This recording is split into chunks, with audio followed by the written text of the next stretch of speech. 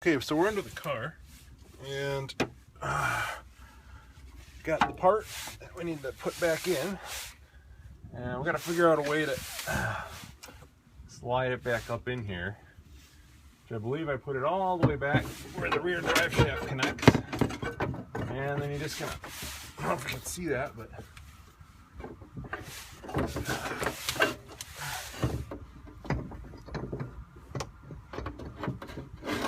see if I can slide her back.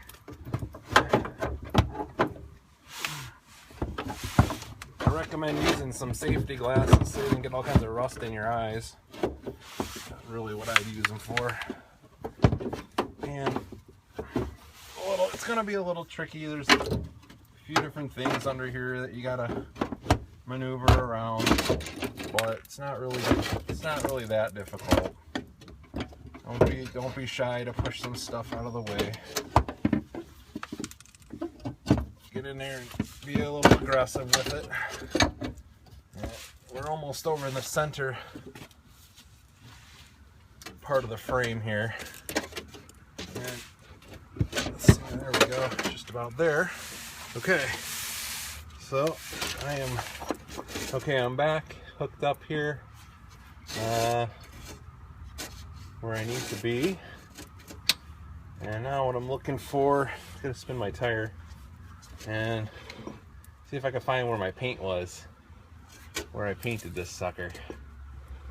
And there it is. So you just want to put everything back together and see if we can get a shot of that. Really difficult here under the car, there's not a lot of space. Let's see where we're at. Okay, whoop. So you can get that. Just want to make sure you line up. I had some paint right here and I could see, I'm just turning the tire, you can't see it, but I'm turning the tire with my foot. And I have some paint right here. So I'm just gonna line up. I see that there's a hole right there where that mounted to. And that's just gonna fit right in there like that. And then I pre-soaked these fittings here so that I could put them back in. You want to make sure you put them back exactly the way they came out, so if that means marking them with some paint or a marker, that's what I would suggest. And then I believe this was a 6mm hex head, and then you're just going to get in here with that, get that in your bolt, make sure you're going the right direction. Okay, so you're going the right direction there. Just start tightening those in. Now I wouldn't tighten them all the way down just yet. Make sure you're just snug, get all the rest of them in, and once you've done that, then you can go back around and snug them down. And I'm just when you need to get better access to this, just jack the car up off all 4 tires. Make sure they're off the ground. Make sure you got support, so they don't, the car's not going to fall down on you. I always put a jack under one end to also give it a little extra support, just to be on the safe side. If you don't have a lift, if you got a lift, heck, it makes this a lot easier. What I found makes this even easier is if you put a giant piece of cardboard underneath here, man, you can slide around like you're on grease, so it makes it really easy to scoot around. So I've almost got the first 2 bolts in the little, looks like a half moon shape fitting. It's like a washer basically. Got that just about installed here. So as soon as I get that, one more, I'm going to just tighten up a little bit more on the other one. Again, I'm not snugging them down yet. It's kind of like putting a tire on. I'm just making an assumption here, but I think you would want to kind of get them snug and then go back around almost in a star pattern so that it's pretty, so that it doesn't vibrate on you. I've got the other one coming in here now.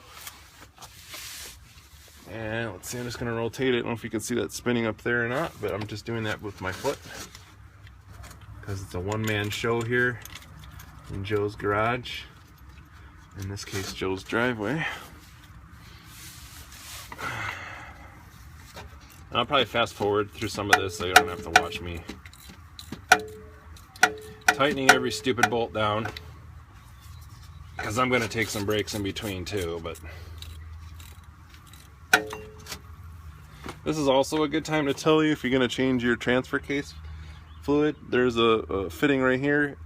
Open that, and the one over here, you can't see it on the video, but it's just to the left of that. Open that one and drain out your fluid. Do the reverse, put the lower drain plug in, and then fill it up at the top one. I believe I put in 2 quarts. It takes about 2 quarts. Just put it in until it pours out. Now it's supposed to be, I think it's supposed to be a lifetime service on those. So technically you don't have to drain the fluid, but I did it anyway.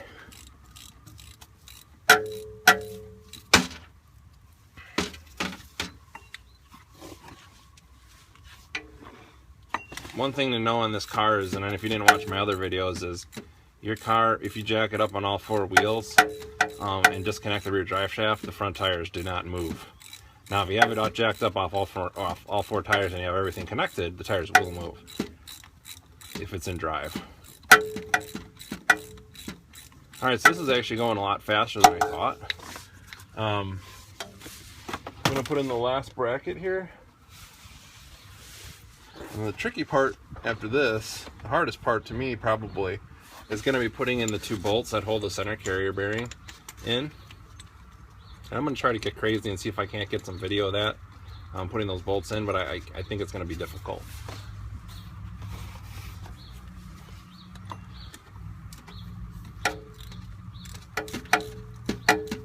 And I sprayed everything down with WD-40 before I put these back together, because I just thought, heck, it'll be so much, it should be so much easier than because there's so much rust on everything. And actually mine weren't too bad, but just to make it make them go, the bolts go in smoother. So it's up to you, however you want to do it. Well, that's my recommendation. Also, while I'm down here, I can tell you that I had this really bad rattling noise coming from my car when it was in drive, when I was at a stoplight. It ended up being one of my muffler hanger connectors. It's kind of like a shield over top of the rubber piece. I just took it off, and it really reduced the amount of noise. I still have a slight shake at idle, but I can't quite figure it out yet. I've changed all the plugs, wires, coil packs, changed the oxygen sensor. Sorry about the banging. Alright, so we just about got all these on there. I've got, I think all 6 of them are snug. I'm gonna go ahead, while I've got this thing just snug right now, I'm gonna see how hard it is to reach up there and put the carrier bearing bolts in. And it's right up here, right above it. And let's see if I can show you the holes. Yeah, you can kind of see the holes there. Those are the holes.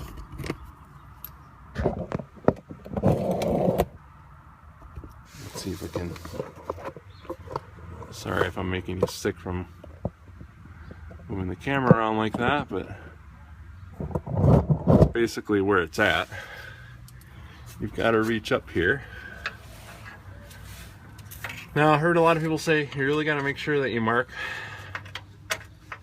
where this carrier bearing goes back together. And I got to be honest with you, it is so hard already just to get in there that I didn't mark anything up there. I'm just kind of making the assumption that these holes are going to kind of line up how I need them to line up. And past that, I'm not that worried about it.